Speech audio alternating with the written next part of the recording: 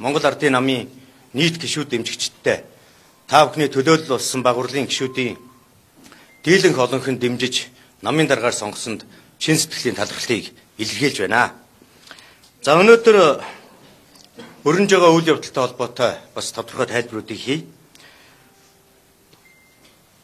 Сонгуульд хамт өрсөлдсөн журмын нөхөр маань ялагдлаа хүлээн зөвшөөрөхгүй байгаагаас үүдэлтэйгээр сүүлийн өдрүүдэд гүйцэтгэх засаглалын зүгээс увайгүйгээр олон үндэслэлгүй баримтгүй зүйлүүдээр гүтгэж олон нийтийг төөрөгдүүлж байгаа үйл явдал болж байна.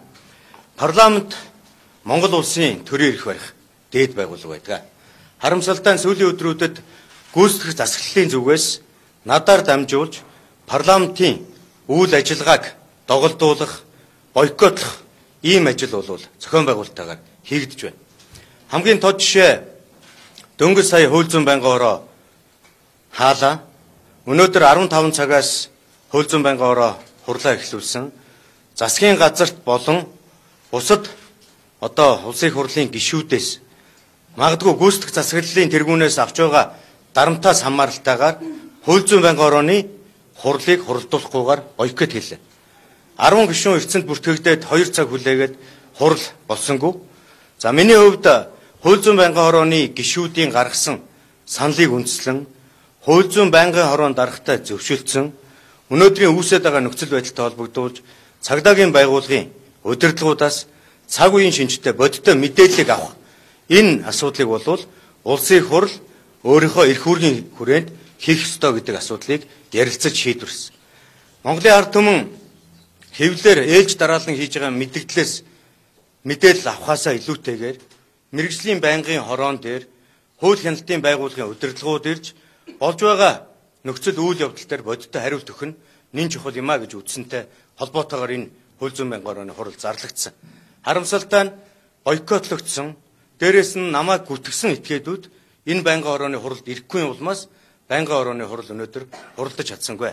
Энэ хурал ойрын үед хуралдаж энэ төрлийн үйл хэргийг тасалдахгүй, доголдохгүй явах нөхцөлийг бүрдүүлнэ гэдэгт миний хувьд итгэлтэй байна. За энэ бол ор үндэсгүй гүтгэлийн талаар би ярихыг хүсэж байна. Сүүлийн 2 жил орчмын хугацаанд миний биеийг нүүрсний хулгайч мэтээр зарлаж ямарваа нэгэн байдлаар баримт сэлтгүүгээр холбогдуулан гүтгэж ирсэн үйл явдалтай холбоотой. Эдгээр үйл явдал нь хууль хяналтын байгууллагаар шалгагдах нь битгий хэл, намайг дуудаж мэдээлэл авах нь битгий хэл нотлогдох нөхцөлгүйгээр явж байсан гэдгийг би өмнө нь сонсож байсан. Харамсалтай нь Монгол Ардын намын даргад нэр дэвших нөхцөл бүрдсэн, нэр дэвшигчээр зарласан тэр цаг үеэс эхлэн энэ үйл ажиллагаа элтэд идэвхжлээ. Улс төрийн дарамт, улс төрийн дарангуйлал гэдэг зүйл Монгол улсад бүрэн тогтсон байгаагийн тод жишээг би өнөөдөр өөрийн биеэр харж байна. Хууль хяналтын байгууллага асар их дарамтны дунд үйл ажиллагаа явуулахад ихээхэн хүндрэлтэй байгаа гэдгийг би сүүлийн өдрүүдэд улам бүр мэдэрч авлаа. За хэвлэл мэдээллийн хэрэгслээр амар баясгаланг нүүрсний хулгайч мэтээр зарлаж явсан нөхрийг 2 өдрийн өмнө Монгол улсын ерөнхий сайд Зандан Шатар хууль зүйн сайдаар томилж байгаагаа үндсэн хууль зөрчиж улсын их хурл танилцуулахгүйгээр Монгол улсын ерөнхийлөгчөд танилцуулахгүйгээр томилж байгаагаа зарласан үйл явдал болсныг та бүхэн харж байна. Миний хувьд нэг зүйл тодорхой болсон. Би намынхаа баг хурал дээр хэлсэн. Намайг өнгөрсөн 2 жилийн туршид ямар зорилгоор нүүрсчин болгох энэ ажил хийгдсэн бэ гэдгийн учир нь тайлагдсан. Нүүрсчин болгох гэж гүтгэж байсан этгээд нь нүүрсчин болгуулахаар захиалга өгсөн этгээдээсээ Монгол улсын засгийн газрын гишүүн хууль зүйн дотоод хэргийн сайдын албан тушаалаар шагнуулж байгааг Монголын ард түмэн тэр аяараа харж авсан гэдгийг бас хариуцлагатайгаар хэлье. Яг энэ үг үйлдэлийг сүүлийн өдрүүдэд улс төрийн өндөр албан тушаалтай хариуцлагатай этгээдүүд удаа дараа гүжир гүтгэлгийн шинжтэйгээр олон нийтэд мэдээлэл хийж төөрөгдүүлж байна гэдэг бол ардчилсан Монгол улсын парламентын засаглалд аюул ирсэн том дохио юм а. Энэ асуудал өнөөдөр амар баясгалангийн асуудал байж болно. Гэхдээ энэ асуудал маргааш бусдын асуудал болно. Энэ асуудал нөгөөдөр та бидний бүгдийн асуудал болно. Монгол улс эрхчлөөд ардчилсан нийгмээ алдах аюул эрсдэлд орж ийн гэдгийг би энэгээр дүгнэж хэлж байгаа.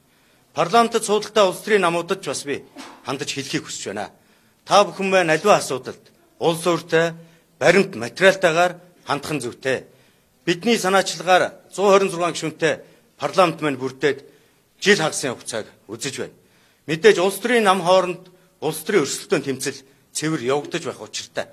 Харамсалтай нь баталгаатай нотлохоотой баримтгүйгээр улс төрийн намын үйл ажиллагаа шийдвэр гарч улс төрийн албан тушаалтны нэр төр талдаж улсын их хурл бусад төрийн байгууллагын үйл ажиллагааг явуулахад доголдол үүсэх нөхцөл үүсэж байгаад харамсалтай байна. Би ардчсан намын улс төрийн зөвлөл болон ардчсан намын бүлгээс гаргасан шаардлагыг бол би хүндэтгэлтэйгээр хүлээж авч байгаа. Гэхдээ өнөөдөр Тэмүүжин гишүүнийг хэлсэнчлэн ардчсан намын бүлгээ хуралдуулж амар уйсгалан намайг оруулж албан ёсны тайлбар хийх тэр боломжоор хангана гэдэгт би бүрнээ итгэлтэй байгаа гэдгийг та бүхэндээ хэлье. За энэ хүрээнд би цагдаагийн ерөнхий газарт гомдол гаргасан. 9 дугаар сарын 29-ний өдөр амар уйсгалан намайг онц ноцтой хүн амны гэмт хэрэгт гүтгсэн. Энэ асуудлаар би холбогдуулан шалгагдсан эсэх талаар тайлбар мэдээлэл гаргаж өгөөч гэж ингэж хандсан байна. За үүнтэй холбогдуулан би хууль зүйн дотоод хэргийн сайд 5-гийн Мөнхбаатарт хандан хууль хяналтын байгууллагуудын үйл ажиллагаа бидний хүсэж байгаа иргэдийн хүсэж байгаа хэрэгцээ шаардлагыг хангах хүсэлтийн хариу өгөх асуудал дээр яарвчлан шуурхай ажиллуулж өгөөч гэдэг хүсэлтийг би нэгд өдөр хандсан юм байна. Магадгүй энэ хандсан үйл явдлаас болоод 5-гийн Мөнхбаатар сайдыг хууль зүйн дотоод хэргийн сайдаас чөлөөлөх магадгүй амар уйсгаланд цагдаагийн байгууллагаас өгөх энэ хариултыг өгүүлэхгүй тулд хууль хяналтын байгууллагуудын үйл ажиллагаанд улс төрийн дарамт үзүүлж байгаа нөхцөл байдал болзошгүй байна гэдгийг би ойлгож авсан. Өнөөдөр надад хууль зүйн байнгын хорооны мэдээлэл сонсох хурал зарлагдсны хүчинд энэ цагдаагийн байгууллагын хариу ирлээ. Уг хариугаар энэ оны 3 дугаар сарын 2-ны өдөр талигаач болсон этгээдтэй холбоотой хэрэг үүсгээс татгалзсан бичгийг цагдаагийн байгууллагаас прокурорын байгууллагад хөргүүлснээ илэрхийлж байна. Би энэ баримтыг та бүхэнд хөвлөж өгнө. За ингээд үндсэндээ бол энэ баримтан дээр нэгдүгээр гэмт хэргийн шинжгүй өмчлөлөөр хэрэг бүртгэлтийн хэрэг нээхээс татгалзах саналтайгаар прокурорын байгууллагад хүргэснээ мэдэгдсэн. Нөгөө тэгвэр амар уйсгалан намайг ямар нэгэн байдлаар энэ хэрэгтэй холбогдуулан мэдээлэл аваагүй гэрчийн болон бусад хэлбэрээр дуудаж шалгаагүй болно гэдгийг би хариуцлагатайгаар хэлье. Намайг гүтгэгч этгээд 30 сая долларыг ковидын цаг үе дээр Монгол улсын хилээр нэвтрүүлж оруулж ирсэн. Ахаад тэр баримтыг нь мэдж байсан этгээдийг нухацсан гэдэг үгийг 5-гийн том нэвтрүүлгээр орохдоо илэрхийлсэнийг та бүхэн бүгдээрээ мэдж байгаа. Энэ бол хүний ёсонд баймгүй улс төр эрх мэдэл албан тушаалд дуртай байж болно. Гэхдээ эцэг хүний хувьд хийж байгаа асар том гүтгэлэг юм аа. Миний хувьд 4 хүүхдийн эцэг хөө.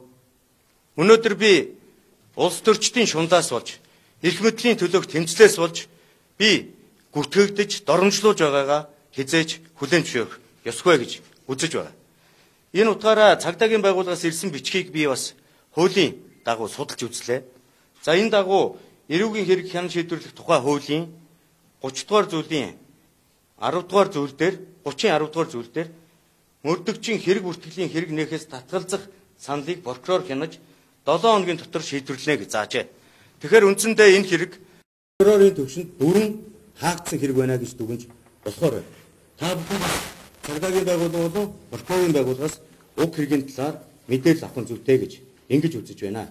За өнгөрсөн өдрүүдэд хэвлэл мэдээллийн хэрэгслүүдээр дамжуулж уг талигаач болсон этгээдийн ар гэрийнхэн Монгол улсын хэвлэл мэдээллийн байгууллагаар дамжуулж олон баримт материалыг хамаг тэмдэгтэй материалыг ирүүлсэн байна. Уг материалда миний нөхрийн талаар ямар нэгэн тэр цагдаагийн байгууллагын явуулсан үйл ажиллагаанаас гэмт хэргийн бүрэлдэхүүнтэй гих үндслэл тогтоогдоогүй бид ном журмынхын дагуу сүүлийн замд нь үтсэ гэдэг энэ мэдээллийг хийснийг та бүхэн мэдэж байгаа. Энэ мэдчлэнгээр амар уйсгаланг ямар нэгэн аргаар нүүрстэй холбож улс төрийн өв шонзоо авахсан оролдлогууд сүүлийн өдрүүдэд явагдаж байгааг үүгээр дамжуулж би дасан зогсоохыг шаардаж байгаамаа. Ер нь улсын их хурлын гишүүд улсын хурлын гишүүний үгээ хэлэх, үзэл бодлоо илэрхийлэх, улс төрийнхөө байр суурийг илэрхийлэх энэ эрх хэрэгжүүлөө гэдэг зүйл бол Монгол улсын амин чухал зүйл байдгийг хэвлэл мэдээллийн хэрэгслийн хамт олон та бүхэн бүрнээ ойлгох ёстой. Энэ хоёр их гүрний дунд оршиж байгаа Монгол улс энэ ардчлал хүний эрхийг хамгаалах энэ байдлаа алдах юм бол бид улсаараа ямар төвшөнд очих вэ гэдгийг Монголын ард түмэн бүгдээрээ мэддэг. Миний хувьд Монгол ардын намын даргад нэр дэвшигтэйч тэр өнөөдөр ялалт байгуулад намаа өдөртөн чиглүүлд ажиллахдаа парламентын засаглалыг тууштай дэмжиж эрх мэдлийн төлөөг шунлыг таслан зогсоож эрх хэрэгжүүлээний төлөө тууштай зогсгуулно гэдгийг бас өнөөдөр мэдэгдэж байна. 126 гишүүнтэй улсын их хурл яагаад бүрдсэн үндсэн шалтгаан ердөө энд оршиж байгаа. Бид олон намын оролцоотой олон гишүүнтэй парламенттай байж хамтын шийдвэрийг гаргаж чаддаг байх энэ зарчмаас хязгаарч угарч болохгүй гэдгийг бас та бүхэндээ хэлхийг хүсэж байна. Өнөөдөр хуулийн байгууллагуудын үйл ажиллагааг харахад үнэхээр хүндрэлтэй болжээ. Би тэдгээр байгууллагуудыг буруутгахаас илүүтэйгээр тэдгээр байгууллагад очиж байгаа улс төрийн дарамт шахалтаас үнэхээр зэвүүцэн жигшиж байгаагаа бас энэ ташинд хэлхийг хүсэж байна. Яг миний би хэдийгээр өнөөдөр улсын их хурлын дарагч гисэн би энэ нөхцөл байдал, энэ улс төрийн дарамт дарангуйлал, энэ том хүчирхийлэл донд хүч мөксөж байгаагаа бас зарим талаар хэлхийг хүсэж байна. Гэхдээ яг энэ нөхцөлийг дэмжиж байгаа маш олон парламентын гишүүд, маш олон энгийн иргэд бас байгаа. Эдгээр парламентын гишүүд, эдгээр иргэдийнхээ хамтаар энэ шудраг ёсны төлөө энэ увайгүй гүтгэлэг хийж өрсөлдөгчөө нэр хүндийг нь гутаадаг энэ байдлын эсрэг хатуу тууштай тэмцэнэ гэдгийг би албан ёсоор илэрхийлье. Баярлалаа та бүхэндээ.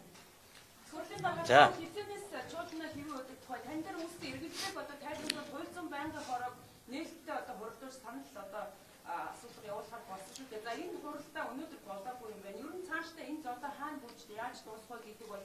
Түүний хувьд ч гэсэн маш тийм эмзэг сэдв болчиход байна. Засгийн газар төсвөө хугацаанд баталж чадгүй, төсвийг эргүүлэн талаа илэнгүй болчлоо.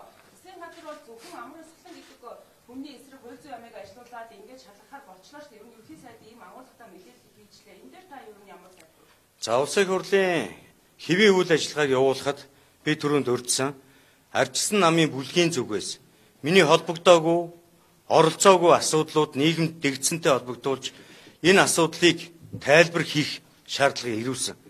Тийм учраас би ардчилсан намын дарга, ардчилсан намын бүлгийн дарга, одонгийн цогт хэрэл даргад хандаж намынхаа бүлгийг хуралдуулж өгөхийг хүсэж байна. Миний би намын бүлгийн хурал дээр нь орж үүсээд байгаа нөхцөл байдалтай холбоотой асуудлаар албан ёсны тайлбарыг хийж төрийн үйл хэргийг нэг хоромж тоглодуулахгүй явуулахын төлөө байгаа гэдгийг бас та бүхэндээ хэлье. За, хоёрдугаарт гүйцэтгэх засаглал гэдэг байгууллага парламентаас сонгогддгийг Монголын ард түмэн бүгдээрээ мэднэ. Өнөөдөр надаар дамжуулж парламентын дуу хоолойг боомлох гэсэн, парламентын үйл ажиллагааг доголдуулах гэсэн, улс төрийн хямрал үүссэн мэт нөхцөл байдалд хүргэх гэсэн оролдлогоо таслан зогсоохыг Замдан шидар даргаас шаардж байна. Монгол ардын нам хэдэнтэй хурлаа хийж, хэдэн удаа намын дарга өөрчилж шинчлэх энэ үйл ажиллагаанууд амжилттай явагдаж ирсэн. Тухайн цаг үедээ хэдийгээр маргалдаан, зөрчилдөөн, өрсөлдөөн байсан ч гэсэн тэр бүгдийг сонгуулийнхаа үр дүнгийн дараа бүгдээрээ мартаад хамтдаа уршилдаг алтан зарчмыг Монгол ардын нам барьсаар ирсэн.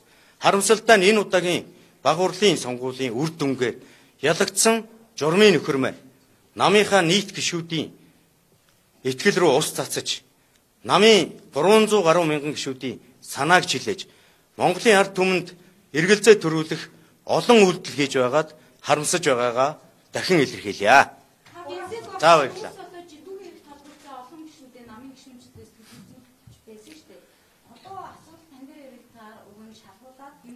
Би баццгээ. Би зүгээр ганцхан зүйлийг хэлье. Хэвлэл мэдээллийн хэрэгслээр та бүхэн маань мэдээлэл явуулахдаа огт холбогдоогүй, тэр байтугай гэрчийн мэдүүлэгч өгч үзээгүй хэрэгүүдэд хүнийг холбож гүтгэдгээ бас хязгаарлах хэрэгтэй гэдгийг бас албан ёсоор хэлжээ. Би мэдж байгаа хөдөө аж ахуйн хамтаа хамтран ажиллаж байгаа хэдэн хэвлэл мэдээллийн хэрэгсэл намайг зориудаар гүтгэж байгааг би мэдж байгаа. Гэхдээ би хэвлэл мэдээллийн мэдээлэл хэрэгжүүлээнд хязгаарч алдахгүй гэдгийг бас албан ёсоор хэлье. Монгол улс ардчилсан Монгол улсаараа хадгалагдан үлдэхийн төлөө би харин хатуу тэмцэнэ гэдгийг илэрхийлье. Ерөнхий сайдын эрх мэдэлтний дарангуйлал тогтсон улс хизээж байж болохгүй гэдгийг би хариуцлагатай мэдэгдэе.